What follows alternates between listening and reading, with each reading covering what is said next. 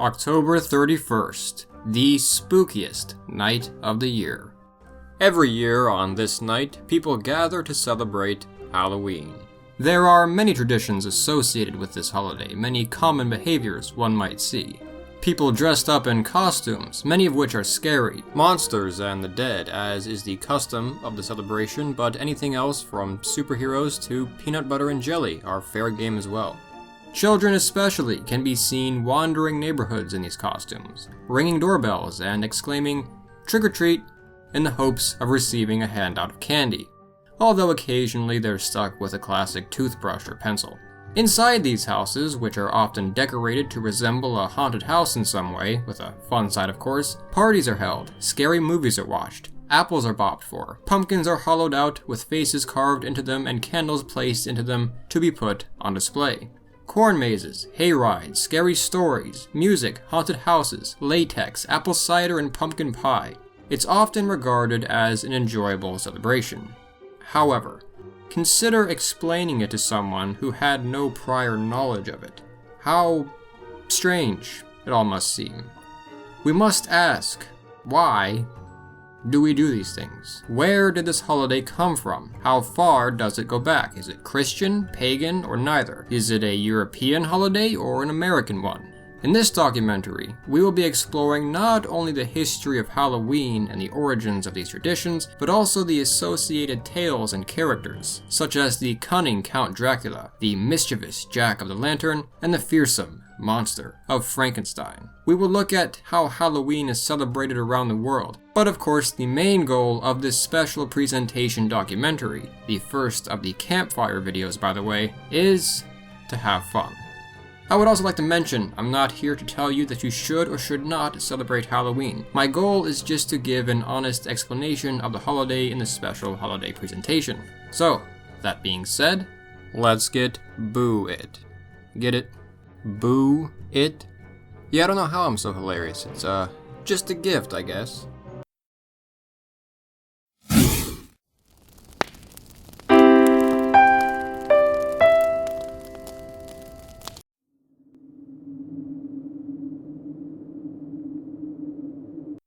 Before we begin, I would like to thank Murray Rhodes, Ryan Mendoza, Benjamin Vidstein, and Adam Behan for being our most recent supporters on Patreon. They join these supporters who make these videos possible.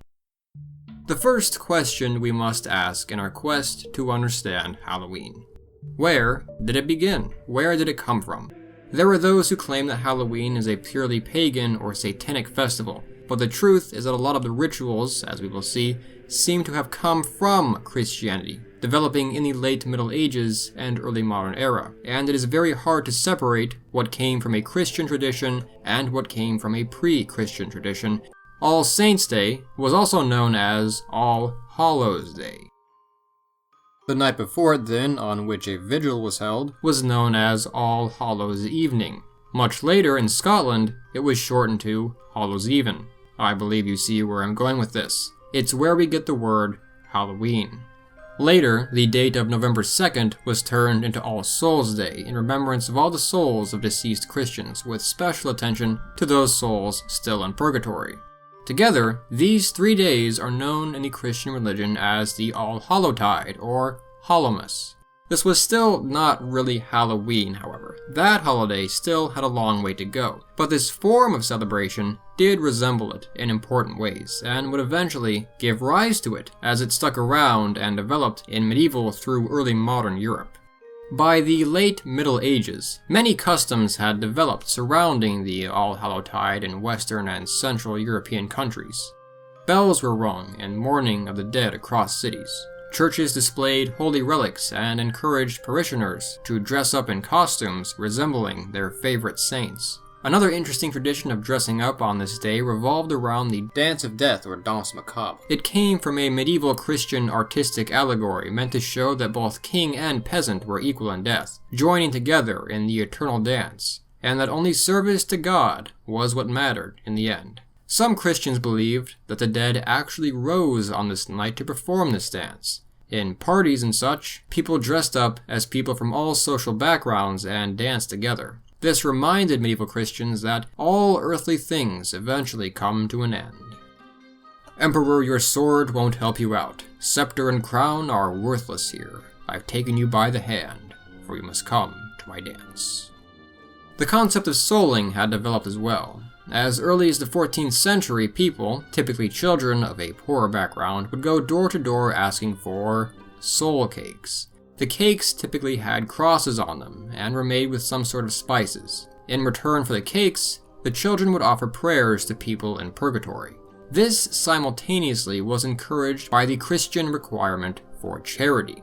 It was also believed by many Christians that the souls of the dead came down to earth on their journey from purgatory to heaven on this day, and food was left out for them. These young soulers would sometimes symbolically imitate these spirits and accept offerings on their behalf. Dressing up may have also been a way to protect oneself from the spirits. While souling, these children may have carried lanterns made from hollowed turnips. This practice continued until the early 20th century and was practiced in places like England by both Protestants and Catholics.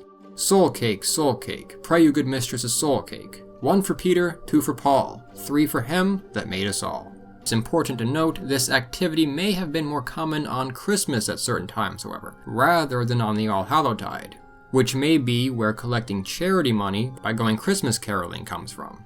Another common tradition was to light candles in memory of the dead, something which is still a very common practice. They were not simply for the sake of commemoration, however. They were sometimes lit to guide benevolent spirits back to their families and to keep the demons of Satan back in the darkness. Bowls of milk and other foods were also left at the sides of graves in parts of Europe. In the 16th century, interpretation on how to celebrate the All-Hallowtide began to vary as Christianity began to split into a large number of denominations following the Protestant Reformation. Many groups regarded the concept of purgatory as papist or Catholic nonsense, while other Protestants held on to these beliefs or developed equivalents through different interpretations of the Bible. The Reformation caused quite a bit of dispute among Europeans, not all of it friendly. In fact, very little was friendly. In 1605, a radical named Guy Fawkes attempted to blow up the English House of Lords in order to assassinate the Protestant King James I in an attempt to bring England back to the Catholic Church. His plot failed, however, and he was arrested on the 5th of November and later executed. Ever since then, the 5th of November has remained as Guy Fawkes Day, or Bonfire Night, throughout much of England. It's not a Halloween celebration, but many traditions, such as lighting bonfires, though with his effigy on top of them, were adopted by the English as secular celebrations, mocking Guy Fawkes' failure, and may have influenced Halloween as well. The next major transition in our story comes with European culture making its way to the New World. Throughout the 17th and 18th century, the Americas were colonized primarily by the Spanish, Portuguese, English, French, and Dutch. Christianity, of course, came with them, and with their Christian religion, in many circumstances, came the All-Hallowtide religious celebrations. In the 13 colonies of America, many different kinds of Christians could be found. To groups like the Puritans, All Hallows' Eve was not celebrated whatsoever, along with other church holidays like Christmas and Easter, but other groups like Catholics and Anglicans still recognized it. Time passed, and eventually, the 13 English colonies became their own country, and opened their doors to people across Europe. One main group are crucial to this story: the Irish, with some help from the Scottish, though not as many Scots came to America. Today, around 30% of Americans have Irish ancestry, compared to about 8% with Scottish ancestry, though the Scots-Irish are included under Irish. Anyway, these Irishmen and Scots brought with them some of the traditions of their home countries, some of which might have developed in recent centuries, others perhaps being far older. As they grew in number, more and more Americans became interested in them. The Irish and Scottish especially practiced the art of turnip carving on Halloween. They were not used merely as lanterns though, as was mentioned before, but may have had faces carved into them to represent souls in purgatory or to ward off evil spirits, such as the spirit of the infamous Jack of the Lantern, whom we will soon discuss. In America, however, they discovered a fruit for the job which was much easier to work with: the pumpkin. Pumpkins had been carved in America ever since perhaps the 1820s or 30s. though they weren't necessarily a Halloween practice, but rather just a fall activity. The Celts were happy to adopt the practice, however, and within a century, pumpkin carving became a Halloween thing. Harvest or autumn parties across America throughout the 1800s began picking up traditions that we would consider to be Halloween-ish, slowly evolving into our current holiday. So, having mentioned that, who was this Jack of the Lantern anyway? Stingy Jack, Drunk Jack, or Jack of the Lantern is a character in pre-modern Irish folklore. He was a vile, lying, cheating, manipulative scoundrel who played tricks on people, stole from them, and was otherwise a burden to society. One night, Jack was drunk, wandering through the countryside, when he came upon a figure in the road. This figure turned out to be Satan himself. Satan had heard tales of Jack's depravity and simply had to come see Jack for himself. He told Jack he was there to take his soul and bring him to hell. Jack grew quite depressed and begged Satan for him to satisfy just one last request. He asked Satan if he could have another drink before going to the eternal fires of hell. Satan agreed, and off they went to a nearby pub. After drinking several ales, he asked Satan to pay by turning into a silver coin. A strange request, but fair enough. Not that I expected any more from you, said Satan, and he did so. However, when he did so, Jack stuck the coin in his pocket next to a crucifix, which prevented Satan from returning to his original form. Jack then demanded of Satan to let him live for another year. Satan agreed, and they parted ways. Time passed, and exactly 1 year later, in the same circumstances, Jack came upon Satan on the road again. Jack asked Satan once again for a final request, a much simpler request this time. Jack simply wanted an apple. That's it, just a fruit before eternal damnation. Satan agreed. Evidently, he had not learned his lesson from Jack's trickery.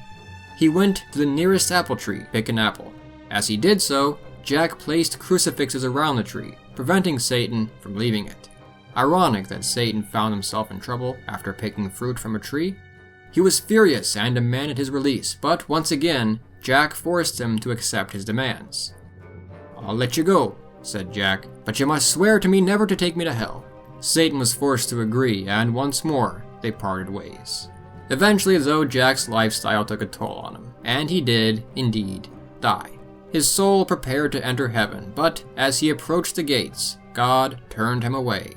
There was no way Jack was going to enter heaven after having lived such a sinful lifestyle.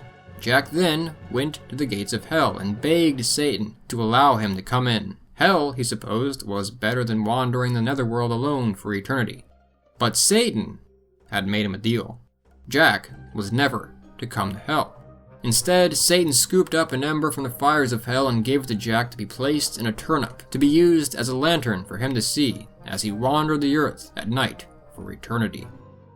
As this ghostly figure, according to legend, could be seen wandering the roads and countryside of Ireland in the darkness with this turnip lantern, he earned his name, Jack of the Lantern, or Jack-o'-lantern.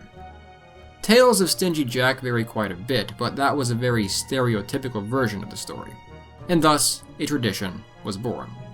The idea of Stingy Jack wandering the countryside may have been encouraged by the will-o'-the-wisp, a mythical spirit fire, known scientifically in Latin as the ignis fatuus, the fool's fire. These are naturally occurring bursts of flammable gas that appear over bogs and marshlands. The sudden appearance of flames of a variety of colors, occasionally and suddenly flashing over the countryside, encouraged all manner of folklore, as one might expect. When people observed these things, many no doubt thought that it was truly Jack of the Lantern wandering the countryside. This was not the only tradition that the Irish and Scots brought with them to America, however. Other traditions survived as well. It was a common occurrence for children there to dress up in costumes and go door to door asking for coins or food on this night, a practice known as guising, likely related to souling.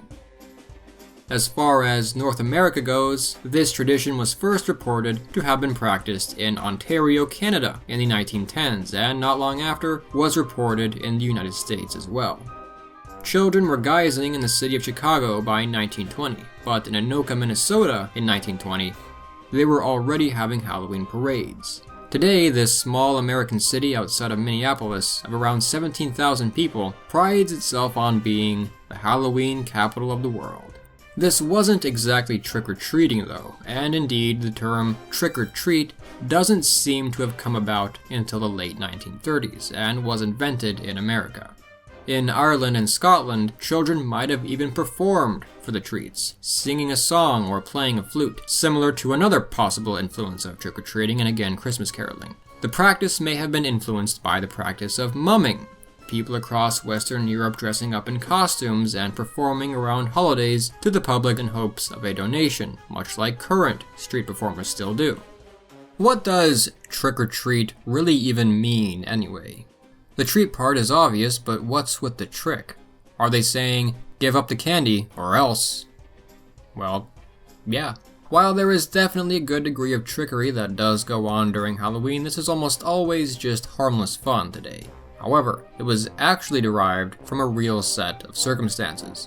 In Ireland and Scotland, people who gave to solars or geysers could expect good fortune, but those who denied gifts to them could expect misfortune. Some children, too impatient to wait for divine intervention, decided to bring the misfortune to these homes themselves. In the early 20th century, children were accustomed to using the night of October 30th, actually, or November 4th in England as the night before bonfire night, for all manner of pranks and vandalism. This night was indeed called Mischief Night. Property was egged, windows and light bulbs were smashed. Wagons were disassembled, placed on roofs, and then reassembled on top of them and left there, which is actually pretty childish. Simply puerile. My adolescence was nothing like this at all. This mischief eventually got way out of control. Mischief Night was a nationwide event for children to be burdens to society. Communities in America and Canada soon came together and decided to do something about it. They decided to redirect the children's energy toward harmless, eusocial fun, and decided to make Halloween a night for positive activities.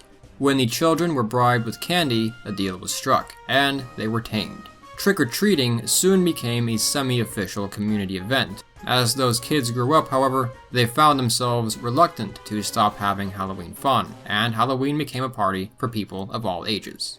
The modern Halloween celebration was taking place. A myriad of European traditions, mainly from Ireland and Scotland, were giving birth to this new holiday in America and Canada. Sugar rations during the Second World War put a damper on the celebration, but once the war was finished in the 1940s, the holiday took off.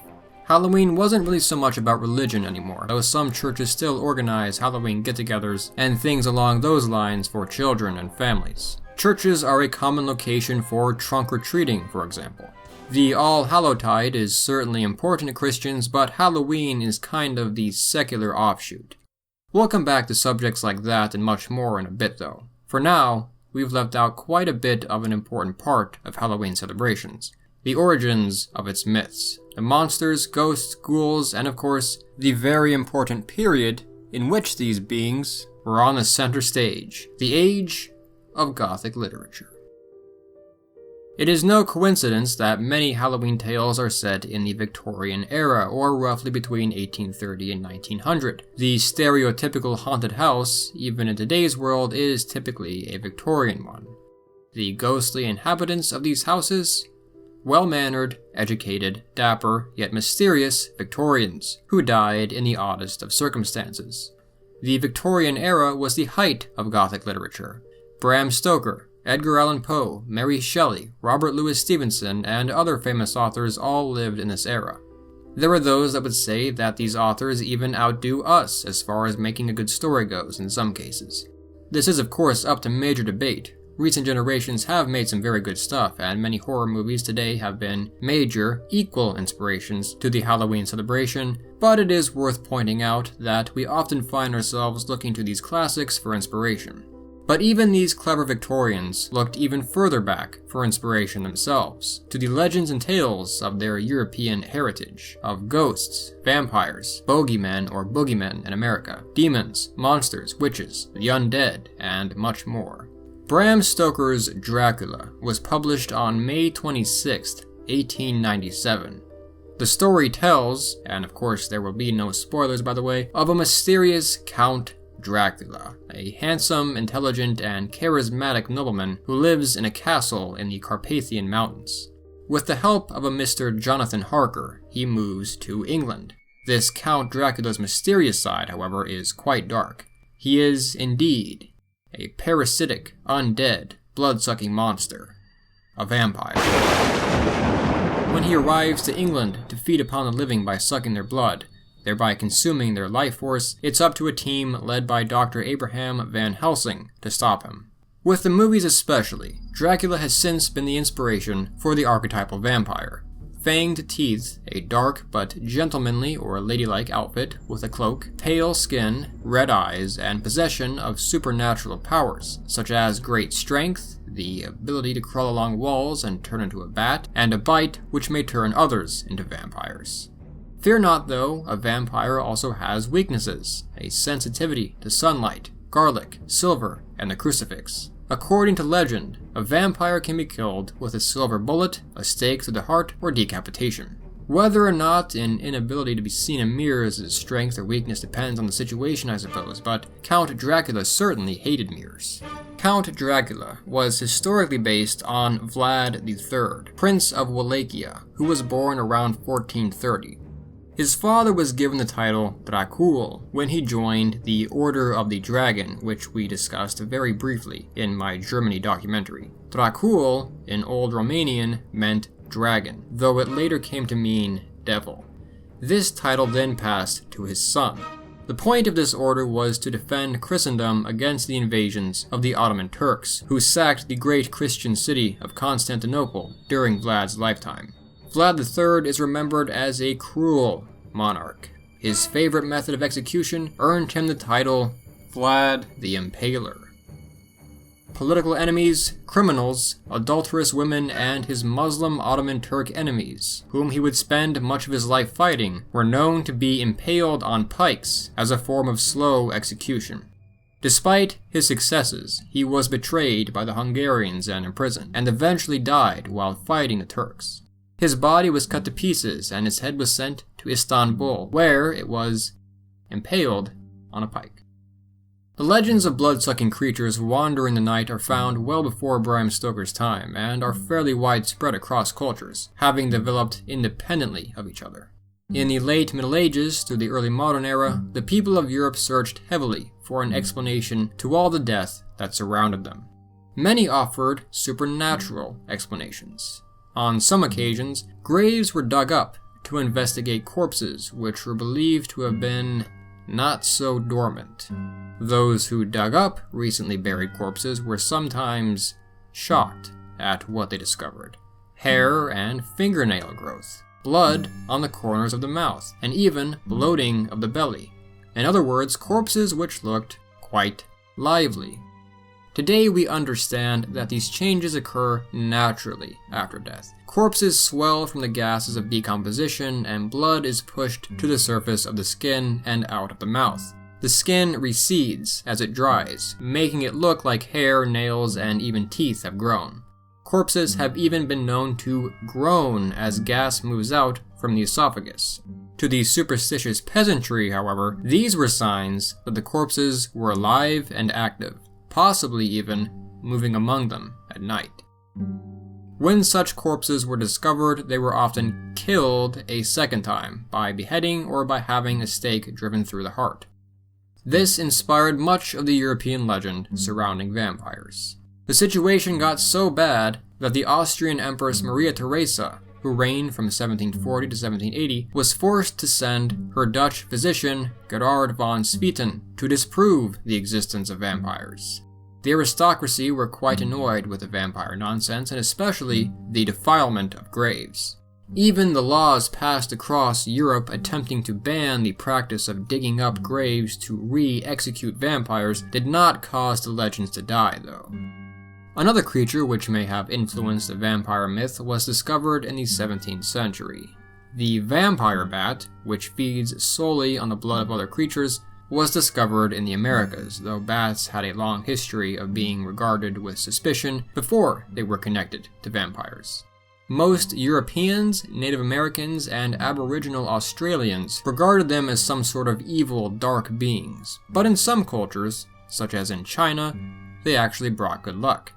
Suspicion of dark magic and evil was not directed solely towards corpses, however, but also to the living in society as well. Typically people who were strange, ugly, elderly, lived out in the countryside by themselves, and were primarily female. The people of 14th through 19th century Europe and America who lived in periods of high stress tended to regard such women as witches. Those who used dark magic and worshipped the devil, and who actively harmed others. Brooms, cauldrons, English countryside hats, and other attire and common everyday tools became the dress and instruments of their evil. Such women, when found guilty of practicing witchcraft, were often burned at the stake or executed in a variety of ways. The most famous witch hunt occurred between 1692 and 1693 in Salem, Massachusetts, the Salem Witch Trials. Over 200 people were accused in these Salem witch trials. 19 were found guilty and executed, and 6 others died in associated incidents. Overall, thousands of people, primarily women, across Europe and America would be killed for witchcraft throughout the centuries. The superstition surrounding these women gave rise to the archetypal witch. Perhaps some women were up to no good, but many witches were very likely innocent. Today, the only sure scientific way of determining whether or not an individual is a witch is to weigh them. If they weigh the same as a duck, this naturally would imply that they are made of wood. If they are indeed made of wood, then we must arrive to the conclusion that they are, in fact, a witch. Remember that on Halloween, ladies and gentlemen, if you want to avoid getting turned into a newt. Black cats are sometimes associated with witches. They are seen as either the animals of evil or are actually witches themselves who have shape-shifted into them.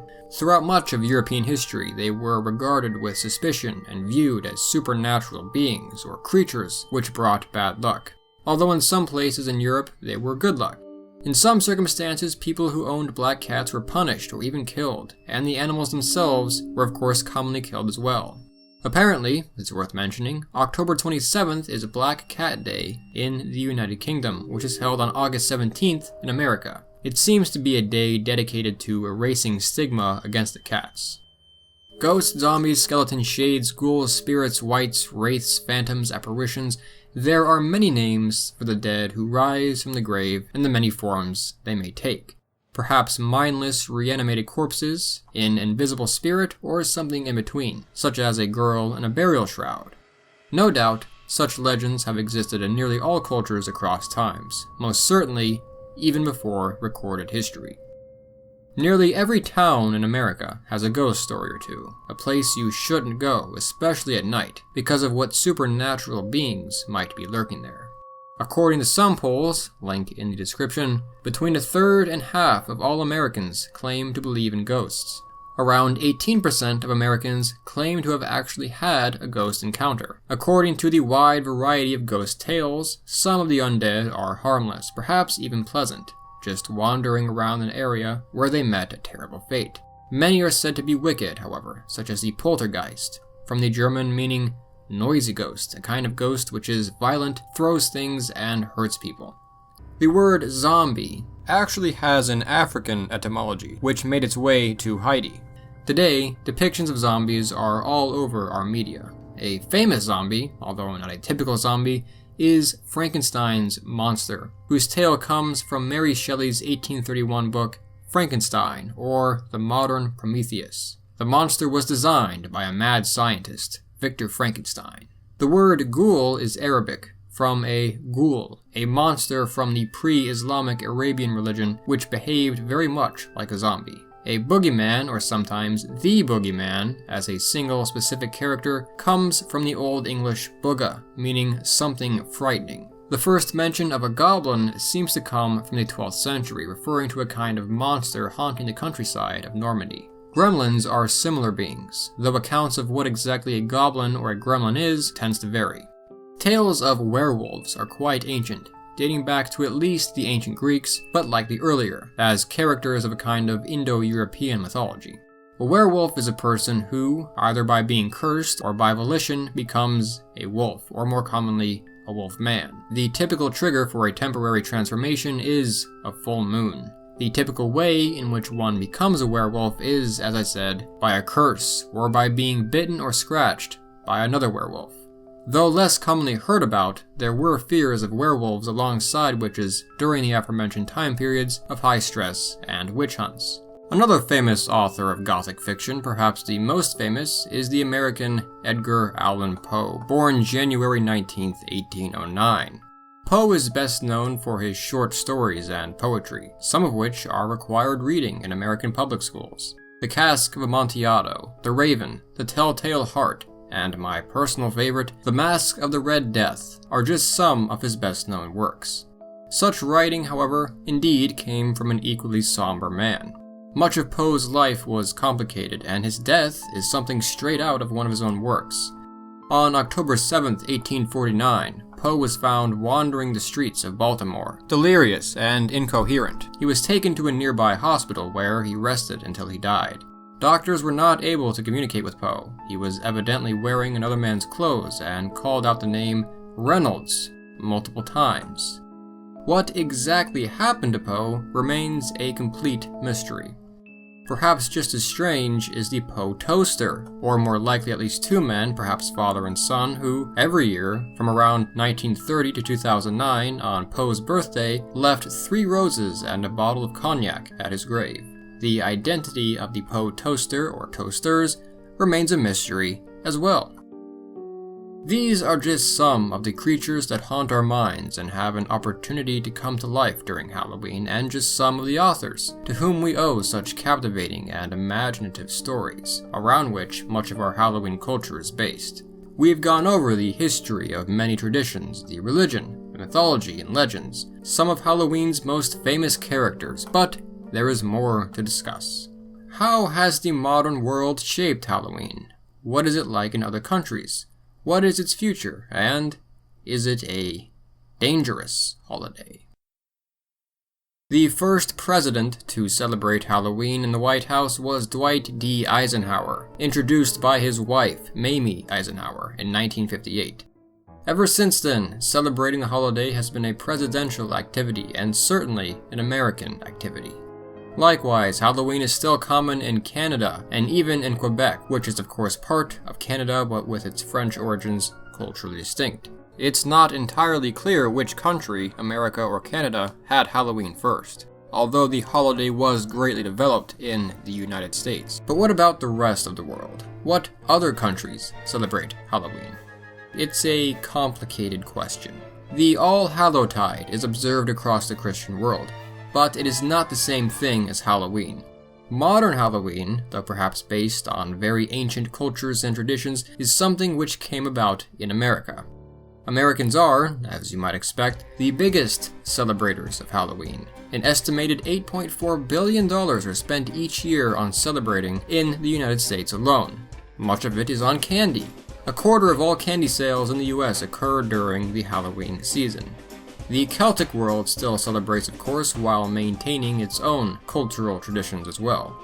The English have largely welcomed the holiday alongside Guy Fawkes Day or Bonfire Night as well. Halloween is spreading across much of Europe, Oceania, and parts of East Asia, such as in Japan, the Philippines, and South Korea, but it is doing so slowly. People from these countries tend to see Halloween as an American thing and suspect that it's arrived to their countries simply because it's good money and helps pick up the monetary lull between summer and Christmas. Many, especially older generations, view Halloween as an Americanization of their culture and would prefer to simply get on with their own All-Hallowtide practices if they have them. There is a somewhat similar celebration in spring called Walpurgisnacht in places like Germany and Scandinavia. Despite this, younger generations especially have embraced Halloween more. Much of Oceania has an Anglo-Celtic cultural origin. However, celebrating the holiday in New Zealand and Australia is a bit awkward, considering it's a different season there in October.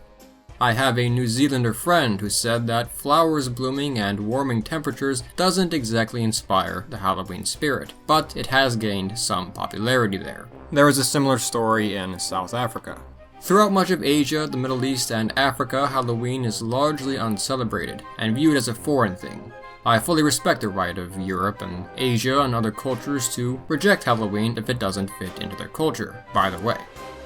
Throughout Latin America, a very similar holiday called the Dia de Muertos is celebrated. Mexico especially celebrates this holiday.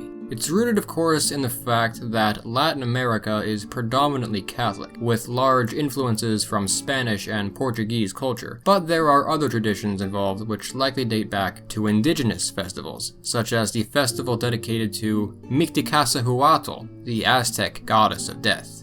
Dia de Muertos celebrations also vary from country to country. Some involve a 3-day festival, spanning the All-Hallowtide. Graves are often visited by family and friends and decorated. A very common decoration are candles and the marigold flower. Food is left out for the dead as well. Skeletons are especially common symbols of the dead, and have inspired the very popular treat of the celebration, the sugar skull. A famous tradition involves building altars for the dead, often consisting of photographs of the deceased person in question, alongside pictures of the Virgin Mary and Christ on the cross. People often pray at them, honoring the dead and telling stories about their lives. The festival ends with a special mass. Halloween celebrations in America and Canada are as strong as ever, and there are no signs of the holiday losing popularity anytime soon. Every year, as the leaves change color, decorations begin to go up. Oh, who am I kidding? Big box stores have decorations and candy up for sale in July, for goodness sake. But anyway, despite this, could there be a threat to Halloween survival in the long term? Could it simply be too dangerous? Could there be razors, glass, drugs, or poison in children's candy and other actual evil afoot that could ruin the holiday for everyone else? The occurrence of this type of thing is well known, but in actuality, extremely rare. The warnings and reports you hear about every year are mostly based in myth, and blow up because of anxiety of the idea of such a thing, not necessarily actual events. On top of that, when there are actual events, they're so ambiguous that they're hard to disprove or look into. The truth is, there is no documented case of a child ever dying from Halloween candy that has been tampered with by a stranger and given to them during trick-or-treating. However, there have been incidents of people doing weird things with candy and actually trying to hurt children, and some deaths which were blamed on Halloween candy but were a part of a larger story. One of the first incidents seems to have come from 1964, from a woman named Helen File. Mrs. File felt there was an age limit to trick-or-treating, and she was quite serious about it. As a result, she gave out random objects like steel wool, dog biscuits, and poisonous ant buttons to teenagers whom she thought were too old to be trick-or-treating. Helen File was a bit of a weirdo, but she seems to have been harmless. She did not intend for children to eat these things, obviously, and none did, but she was still charged with child endangerment regardless.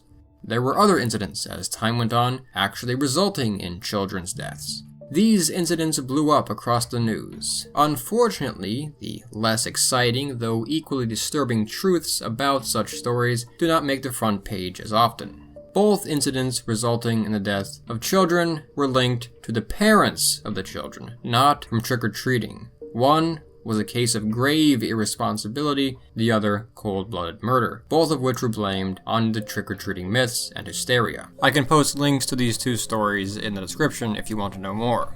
There have been some circumstances where razors and needles were found in candy, but again, there has never been a death associated with the candy given out by strangers. These incidents are quite rare, and many of them were hoaxes. Despite this, from the 1980s up through the 2000s, many communities have offered the opportunity to X-ray children's candy. Ironically, if there's an actual regular danger to kids' safety on Halloween, it doesn't come from poison candy. It comes from cars. Statistics show children walking around on the streets face an increased risk of being hit by a car on Halloween night. So kids and chaperones, be safe. Drivers, don't be stupid. As far as candy goes, again, Most of the fear is based on hysteria and myth, but we do live in a world with ridiculous people, so I'm still going to tell you to check your or your children's candy. Throw away anything that looks strange, even if it's just been opened slightly. Report to the police anything that definitely looks strange. Avoid eating homemade treats from people you don't know. Avoid the house where the freak lives. All that kind of stuff.